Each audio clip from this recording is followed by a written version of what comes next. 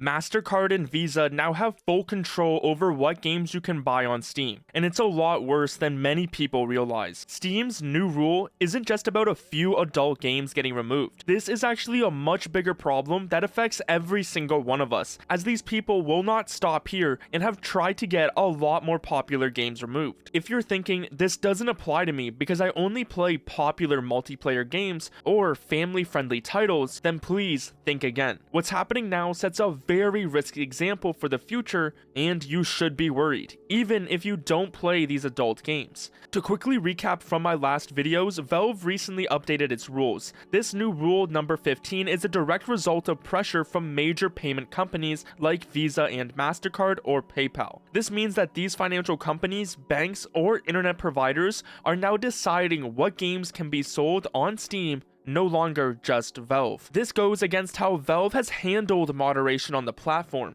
as they usually would keep things up as long as it was legal. For example, one controversial shooter, Hatred, was pulled from Steam back in 2014 until Gabe Newell stepped in and brought the game back, saying Steam is about creating tools for content creators and customers, and then wish the creators good luck. So Valve has tried their best over the years to not dictate what gamers should and shouldn't like. Going forward, if these payment companies can dictate adult content, what stops them from expanding to other types of games? Where does this censorship stop? These financial companies are not video game experts. Their rules are often vague, based on quote-unquote brand safety or moral standards that can change without warning or public discussion. As well, these standards are easily weaponized by external activist groups, which is exactly what happened here. It's important to understand this issue isn't about left versus right or woke versus anti-woke. These payment processors apply their standards broadly, targeting content they simply disagree with on either side. This situation sets a dangerous example for all kinds of games, regardless of what you enjoy. Think about highly violent games like Grand Theft Auto or Mortal Kombat. We've actually seen cases in the past where activist groups try to get these games removed from stores in different countries, like Australia, which we will come back to in a second. What about games that talk about difficult or controversial topics like politics or social issues? If a game shows a strong opinion that goes against certain ideas, could it be targeted next because of brand safety worries? This isn't new in other forms of entertainment. In old Hollywood, there was something called the Hays Code, which was a strict set of moral rules that filmmakers would follow. What started as concerns about bad content slowly grew to control almost everything shown in movies. So something similar now could lead to pressure on game developers, especially indie studios. They might feel forced to self-censor, change their creative vision, or even abandon projects entirely, leading to a future where only approved content can exist. So why should you care if you only play big multiplayer or family-friendly titles? The answer is simple. If payment companies are allowed to dictate Steam's catalog based on brand safety or moral reasons, any game can become problematic overnight. The game you love today could be next on the chopping block, targeted by people that don't understand or care about gaming culture. Now let's turn our attention to one of the key catalysts in this recent Steam situation: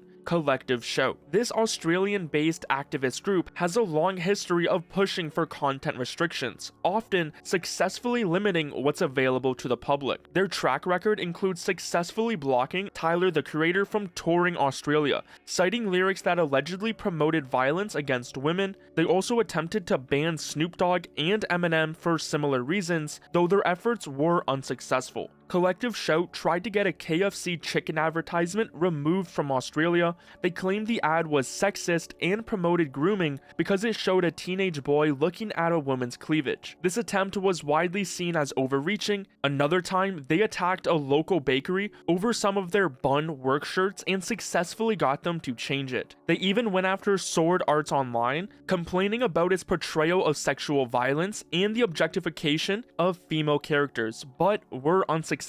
They even complained about Lara Croft simply because she's a well-designed character. It gets worse. Collective Shout also led a successful campaign to get Grand Theft Auto 5 removed from major Australian retailers, specifically Target and Kmart. They argued the game promoted violence against women, and it was eventually removed from over 100 stores across Australia. That's right, they successfully went after one of the best-selling games of all time. So if you think they won't come after your games, you should think again. Now, it wasn't just GTA 5, they also targeted Detroit Become Human, a game known for its strong narrative, but they didn't like it and complained about its domestic violence. They argued that these scenes, which had an android named Kara witnessing the abuse of Alice by her father, were graphic, so they called on Steam and other game stores to remove them. Now, if you never played the game, the scene serves as the catalyst for Kara and Alice's journey, as Kara's awakening is triggered by her need to protect Alice, leading them to flee and seek safety, so it's a crucial part of the story and clearly sets up the world. Like mentioned before, Steam has a relaxed moderation, where if the game didn't break one of their clear rules or was legal, they wouldn't remove it. So in the past, when Collective Shout tried to pressure Steam, Valve just never listened. With these new rules, Valve no longer has control, and many games could be targeted next. From Red Dead Redemption 2 for its violence, to Cyberpunk 2077 for its sex worker content, and The Witcher 3 for its sexualization of women, all fitting the categories these groups think are problematic. So although some may say Collective Shout doesn't matter in this situation because they are small fish compared to the payment companies like Mastercard or Visa,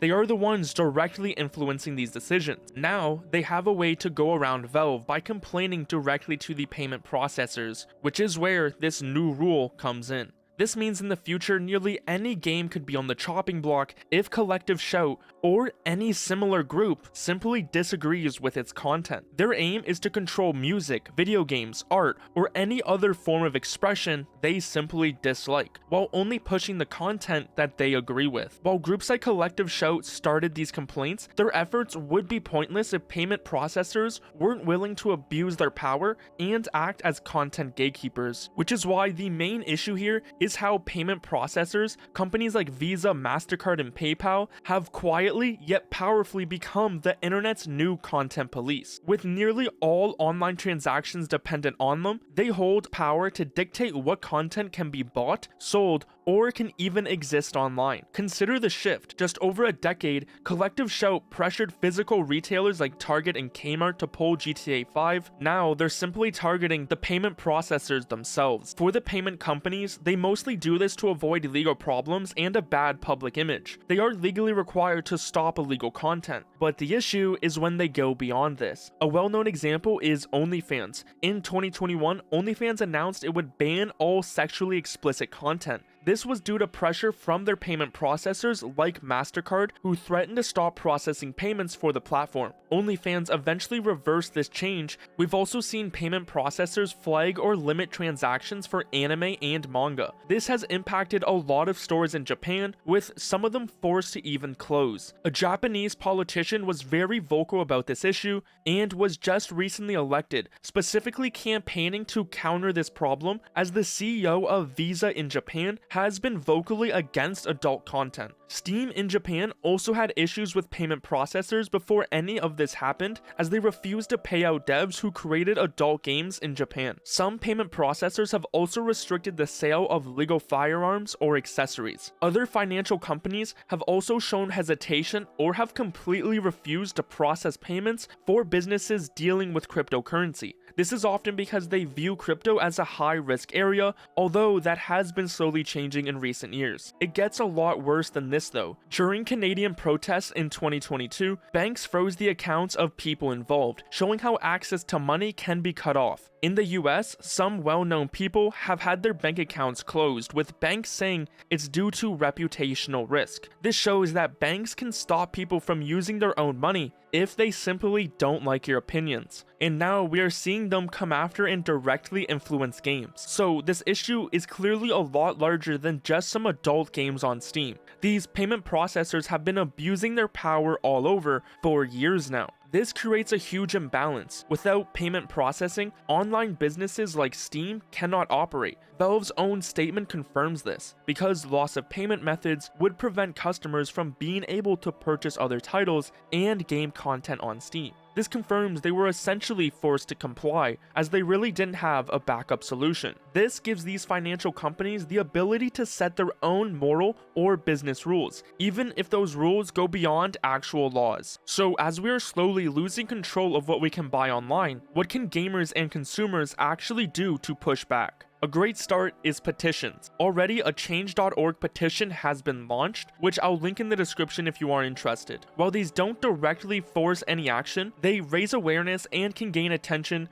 and also give a glimpse at how people actually care about the situation. For example, Elon Musk has retweeted it and even responded to the situation saying, "We need to get X payments going soon." There is the possibility of going the Stop Killing Games route with a European Citizens Initiative, which, unlike the Change.org petition, if an ECI reaches 1 million valid signatures from EU citizens, the European Commission is obligated to consider the proposal and explain what action, if any, they will take. But for Americans, there's actually a proposed law already called the Fair Access to Banking Act. This bill, introduced in February 2025, is being discussed in both the House of Representatives and the Senate right now. It aims to stop banks and payment companies like Visa or Mastercard from refusing to serve legal businesses or individuals based on their own personal opinions or politics. Essentially, everything we just talked about. The main idea is simple. If a business or person is following all the laws, then banks shouldn't be allowed to just cut them off because they don't like what that business does or who that person is. This law would make sure banks don't make decisions based on what's popular or unpopular.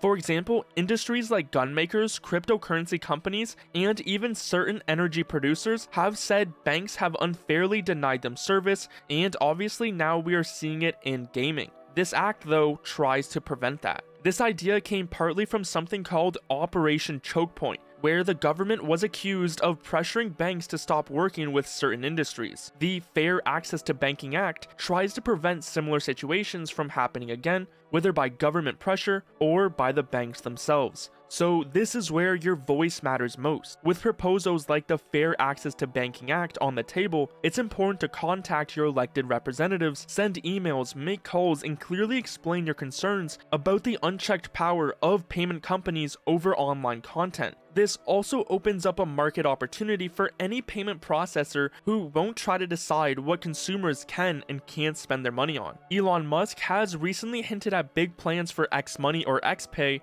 There's also the dream that Valve could create its own payment processor like Valve Pay. This would allow them to completely bypass outside censorship from Visa or Mastercard and be able to completely remove the new rule and take back control of the content allowed on Steam. But obviously, doing something like this isn't easy, even for Valve. Creating a new payment system would require a huge amount of money and effort from Valve. They would also face many legal challenges and need to get licenses in different countries, but it is something we can hope for. And then there's also the potential of cryptocurrency. Valve briefly experimented with crypto payments years ago before removing them. But with this pressure from traditional payment processors, it shows a new opportunity to bypass these middlemen entirely and explore a truly decentralized payment system. Though there are still the problems of mass adoption. But with the way these payment companies are acting, it seems like they just want that to happen. The reason Valve took away crypto payments in the past was said to be because of volatility and fees with Bitcoin right around the time the coin dropped 25% in value. However, they could look into others like stablecoins, which are designed to maintain a stable price. Or maybe there just has to be some major lawsuits to put these payment processors in place. The real question you might be wondering though, is whether it is even possible to fight against such large and powerful companies. The thing is, it requires a lot of effort and very likely